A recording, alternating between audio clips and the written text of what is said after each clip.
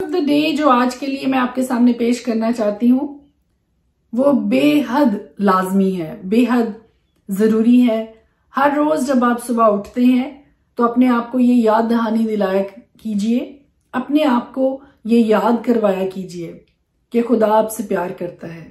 अपना नाम लेके अपने आप को ये बताया कीजिए, जैसे कि मैं कहती हूं कि एस्टर, खुदा तुझसे बहुत प्यार करता है। इस कदर प्यार करता है कि उसने अपना इकलौता बेटा तुम्हारे लिए कुर्बान किया है। बिल्कुल इसी तरह से आप भी हर रोज अपना नाम लेके क्लेम किया कीजिए, अपने आप को ये याद दिलाया कीजिए कि खुदा आपसे प्यार करता है और इस कदर प्यार करता है कि आपके जमीनी माँ बाप आपको छोड़ सकते हैं, लेकिन वो आसमानी बाप आपको कभी भी अकेला नहीं छोड़ेगा। और इसके लिए एक कहानी मैं आपके साथ शेयर करना चाहती हूँ कि एक शख्स साहिल समंदर पे चल रहा, खुदा से बातें करता चला जा रहा था और खुदा उसके साथ साथ चल रहा था और दो उसके कदमों के निशान बन रहे थे और दो खुदा के कदमों के निशान बन रहे थे। लेकिन एक जगह ऐसी आई कि वहां पर 4 नहीं बल्कि सिर्फ 2 कदमों के निशान रह गए। तो उस नौजवान ने अपने आप से ये कहा और ऊंची आवाज से ये कहा कि इतनी मुश्किल, इतनी कठिन जगह पर खुदा ने भी मुझे छोड़ दिया है और सिर्फ मेरे ही कदमों के निशान बाकी बचे हैं, क्योंकि सिर्फ 2 कदमों के निशान उसको नजर आ रहे थे।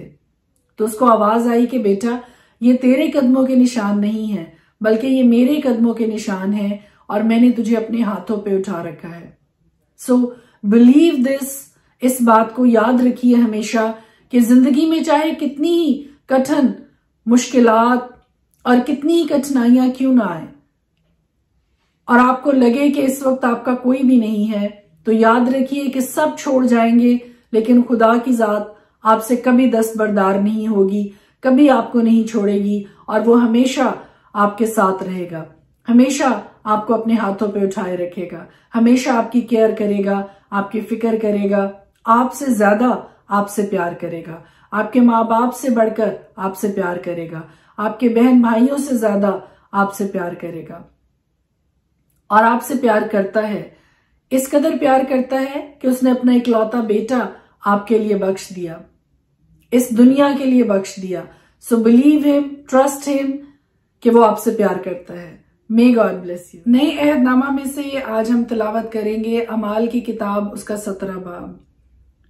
फिर वो एम्पिफलस और अपलूनिया होकर थसलनीके में आए, जहां यहूदियों का एक इबादत खाना था, और पौलुस अपने दस्तूर के मुआफिक उनके पास गया और 3 सब्तों को किताब मुकद्दस से उनके साथ बहस की और उसके मानी खोल खोल कर दलीलें पेश करता था कि मसीह को दुख उठाना और मुर्दों में से जी उठना जरूर था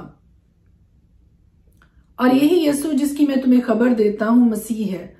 उनमें से बाज ने मान लिया और पौलुस और सिलास के शरीक हुए और खुदा परस्त यूनानियों की एक बड़ी जमात और बतेरी शरीफ औरतें भी उनकी शरीक हुई। मगर यहूदियों ने हसद में आकर बाजारी आदमियों में से कई बदमाशों को अपने साथ लिया और भीड़ लगाकर शहर में फसाद करने लगे और यासून का घर घेर कर उन्हें लोगों के सामने ले आना चाहा। और जब उन्हें ना पाया तो यासून और कई और भाइयों को शहर के हाकिमों के पास चिल्लाते हुए खींच ले गए कि वो शख्स जिन्होंने जहान को बागी कर दिया यहां भी आए हैं, और यासून ने उन्हें अपने यहाँ उतारा है और ये सब के सब कैसर के अहकाम की मुखालफत करके कहते हैं कि बादशाह तो और ही है, यानी यीशु। ये सुनकर आम लोग और शहर के हाकिम घबरा गए और उन्होंने यासून और बाकियों की जमानत लेकर उन्हें छोड़ दिया। लेकिन भाइयों ने फौरन रातों रात पौलुस और सिलास को बीरिया में भेज दिया। वो वहां पहुंचकर यहूदियों के इबादत खाना में गए। ये लोग थसलनीके के यहूदियों से नेक जात थे, क्योंकि उन्होंने बड़े शौक से कलाम को कबूल किया और रोज बरोज किताब मुकद्दस में तहकीक करते थे कि आया ये बातें इसी तरह हैं। बस उनमें से बहुतेरे ईमान लाए और यूनानियों में से भी बहुत सी इज्जतदार औरतें और मर्द ईमान लाए। जब थसलनीके के यहूदियों को मालूम हुआ कि पौलुस बीरिया में भी खुदा का कलाम सुनाता है, तो वहां भी जाकर लोगों को उभारा और उनमें खलबली डाली। उस वक्त भाइयों ने फौरन पौलुस को रवाना किया कि समंदर के किनारे तक चला जाए, लेकिन सेलास और तीमुथियुस वहीं रहे और पौलुस के रहबर उसे अथीने तक ले गए और सेलास और तीमुथियुस के लिए ये हुक्म लेकर रवाना हुए कि जहां तक हो सके जल्द मेरे पास आओ। जब पौलुस अथीने में उनकी राह देख रहा था तो शहर को बुतों से भरा हुआ देखकर उसका जी जल गया। इसलिए वो इबादत खाना में यहूदियों और खुदा परस्तों से और चौक में जो मिलते थे उनसे रोज बहस किया करता था और चंद इपकूरी और सतोइकी फैलसूफ उसका मुकाबला करने लगे। बाज ने कहा कि ये बकवासी क्या कहना चाहता है, औरों ने कहा ये गैर माबूदों की खबर देने वाला मालूम होता है, इसलिए कि वो यस्सु और क़यामत की खुशखबरी देता था। बस वो उसे अपने सरस पर ले गए और कहा, आओ हमको मालूम हो सकता है कि ये नई तालीम जो तू देता है क्या है, क्योंकि तू हमें अनोखी बातें सुनाता है। बस हम जानना चाहते हैं कि इनसे गर्ज क्या है, इसलिए कि सब अथीनवी और परदेसी जो वहां मुकीम थे अपनी फुर्सत का वक्त नई नई बातें कहने सुनने के सिवा और किसी काम में सर्फ ना करते थे। पौलुस ने अरियुपगुस के बीच में खड़े होकर कहा कि अय अथीने वालों, मैं देखता हूं कि तुम हर बात में देवताओं के बड़े मानने वाले हो।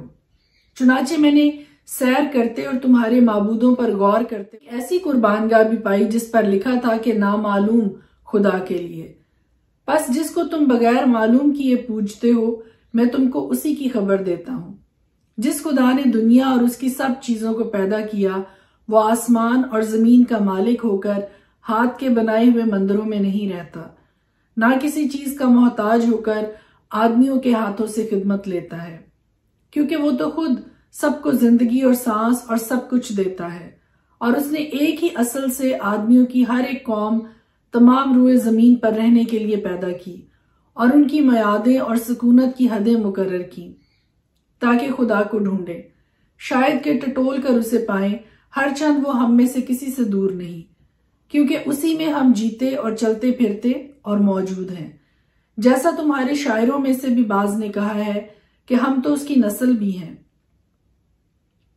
बस खुदा की नस्ल होकर हमको ये ख्याल करना मुनासिब नहीं कि ज़ाते इलाही या रुपए या पत्थर की मानिंद है जो आदमी के हुनर और इजाद से घड़े गए हों।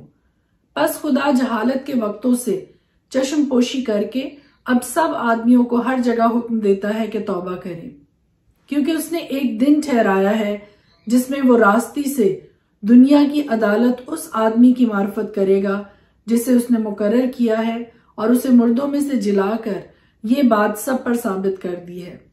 जब उन्होंने मुर्दों की क़यामत का जिक्र सुना तो बाज ठट्ठा मारने लगे और बाज ने कहा कि ये बात हम तुझसे फिर कभी सुनेंगे।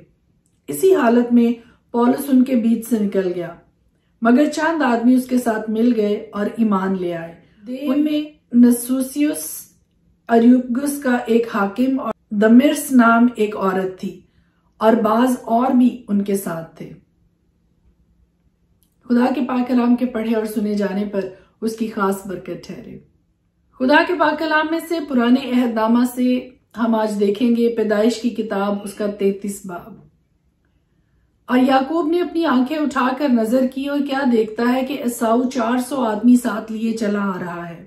तब उसने लिया और राखल और दोनों लौंडियों को बच्चे बांट दिए और लौंडियों और उनके बच्चों को सबसे आगे और लिया और उसके बच्चों को पीछे और राखल और यूसुफ को सबसे पीछे रखा। और वो खुद उनके आगे आगे चला और अपने भाई के पास पहुंचते पहुंचते 7 बार जमीन तक झुका। और एसाऊ उससे मिलने को दौड़ा और उससे बगलगीर हुआ और उसे गले लगाया और चूमा और वो दोनों रोए। फिर उसने आंखें उठाई और औरतों और बच्चों कि ये तेरे साथ कौन है? उसने कहा, ये वो बच्चे हैं जो खुदा ने तेरे खादिम को अनायत किए हैं। तब लौंडियां और उनके बच्चे नजदीक आए और अपने आप को झुकाया। फिर लिया अपने बच्चों के साथ नजदीक आई और वो आखिर को यूसुफ और राखिल पास आए और उन्होंने अपने आप को झुकाया। फिर उसने कहा कि उस बड़े गौल से जो मुझे मिला तेरा क्या मतलब है? उसने कहा, ये कि मैं अपने खुदावंद की नजर में मकबूल ठहरूं। तब एसाऊ ने कहा, मेरे पास बहुत है, सो ऐ मेरे भाई, जो तेरा है वो तेरा ही रहे। याकूब ने कहा, नहीं, अगर मुझ पर तेरे करम की नजर हुई है तो मेरा नजराना मेरे हाथ से कबूल कर, क्योंकि मैंने तो तेरा मुंह ऐसा देखा जैसा कोई खुदा का मुंह देखता है, और तू मुझसे राजी हुआ। सो मेरा नजराना जो तेरे हजूर पेश हुआ उसे कबूल कर ले, क्योंकि खुदा ने मुझ पर बड़ा फजल किया है और मेरे पास सब कुछ है। गर्ज उसने उसे मजबूर किया, तब उसने उसे ले लिया और उसने कहा कि अब हम कूच करें और चल पड़े और मैं तेरे आगे आगे हो लूंगा। उसने उसे जवाब दिया, मेरा खुदामंद जानता है कि मेरे साथ नाजुक बच्चे और दूध पिलाने वाली भेड़ बकरियां और गायें हैं। अगर उनको एक दिन भी हद से ज्यादा हंकाएं तो सब भेड़ बकरियां मर जाएंगी। सो मेरा खुदामंद अपने खादिम से पेशतर रवाना हो जाए और मैं चौपायों और बच्चों की रफ्तार के मुताबिक आहिस्ता आहिस्ता चलता हुआ अपने खुदामंद के पास शायर में आ जाऊंगा। तब एसाऊ ने कहा कि मर्जी हो तो मैं जो लोग मेरे से थोड़े तेरे साथ छोड़ता जाऊं। उसने कहा, इसकी क्या जरूरत है, मेरे खुदामंद की नजरे करम मेरे लिए काफी है। तब एसाऊ उसी रोज उल्टे पांव शायर को लौटा और याकूब सफर करता हुआ सुकात में आया और अपने लिए घर बनाया और अपने चौपायों के लिए झोंपड़े खड़े किए। इसी सबब से उस जगह का नाम सुकात पड़ गया। और याकूब जब फिदान आराम से चला तो मुल्के कनान के एक शहर सिकम के नजदीक सही सलामत पहुंचा और उस शहर के सामने अपने डेरे लगाए। और जमीन के जिस कता पर उसने अपना खैमा खड़ा किया था उसे उसने सिकम के बाप हमूर के लड़कों से चांदी के 100 सिक्के देकर खरीद लिया। और उसने वहां एक मजबा बनाया और उसका नाम एल एला इसराइल रखा। पैदाइश की किताब उसका 34 बाब। और लिया की बेटी दीना जो याकूब से उसके पैदा हुई थी उस मुल्क की लड़कियों को देखने को बाहर गई। तब उस मुल्क के अमीर हवी हमूर के बेटे सिकम ने उसे देखा और उसे ले जाकर उसके साथ मुबाशरत की और उसे जलील किया। और उसका दिल याकूब की बेटी दीना से लग गया और उसने इस लड़की से इश्क में मीठी मीठी बातें की। और सिकम ने अपने बाप हमूर, लड़की को मेरे लिए ब्याह ला दे। और याकूब को मालूम हुआ कि उसने उसकी बेटी दीना को बेहुरमत किया है, पर उसके बेटे चौपायों के साथ जंगल में थे। सो याकूब उनके आने तक चुपका रहा। तब सिकम का बाप हमूर निकलकर याकूब से बातचीत करने को उसके पास, और याकूब के बेटे ये बात सुनते ही जंगल से आए। ये मर्द बड़े रंजीदा और गजबनाक थे, क्योंकि उसने जो याकूब की बेटी से मुबाशरत की तो बनी इसराइल में ऐसा मकरू फेल किया जो हरगिज मुनासिब न था। तब हमूर उनसे कहने लगा कि मेरा बेटा सिकम तुम्हारी बेटी को दिल से चाहता है, उसे उसके साथ ब्याह दो, हमसे समधियाना कर लो, अपनी बेटियां हमको दो और हमारी बेटियां आप लो, तो तुम हमारे साथ बसे रहोगे और ये मुल्क तुम्हारे सामने है। इसमें बूदोबाश और तजारत करना और अपनी अपनी जायदादें खड़ी कर लेना। और सिकम ने उस लड़की के बाप और भाइयों से कहा कि मुझ पर बस तुम्हारे करम की नजर हो जाए, फिर जो कुछ तुम मुझसे कहोगे मैं दूंगा। मैं तुम्हारे कहने के मुताबिक जितना मेहर और जहेज तुम मुझसे तलब करो दूंगा, लेकिन लड़की को मुझसे ब्याह दो। तब याकूब के बेटों ने इस सबब से कि उसने उनकी बहन दीना को बेहुरमत किया था, रिया से सिलम और उसके बाप हमूर को जवाब दिया और कहने लगे कि हम ये नहीं कर सकते कि नामख्तून मर्द को अपनी बहन दे, क्योंकि इसमें हमारी बड़ी रुसवाई है।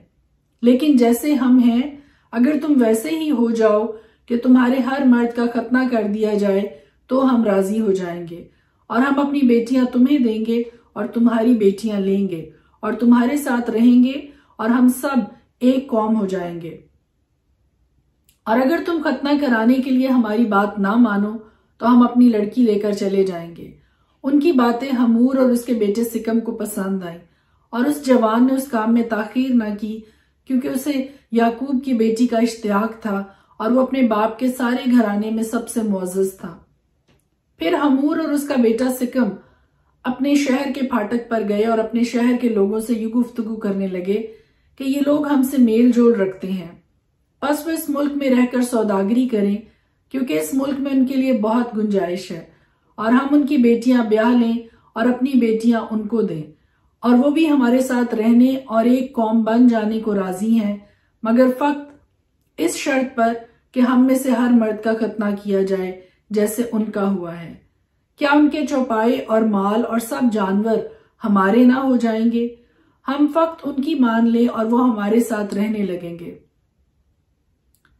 तब उन सबों ने जो उसके शहर के फाटक से आया जाया करते थे, हमूर और उसके बेटे सिकम की बात मानी, और जितने उसके शहर के फाटक से आमदोरफ्त करते थे उनमें से हर मर्द ने खतना कराया। और तीसरे दिन जब वो दर्द में मुब्तला थे तो यूं हुआ कि याकूब के बेटों में से दीना के 2 भाई शमाउन और लावी अपनी अपनी तलवार लेकर नागहां शहर पर आ पड़े और सब मर्दों को कत्ल किया।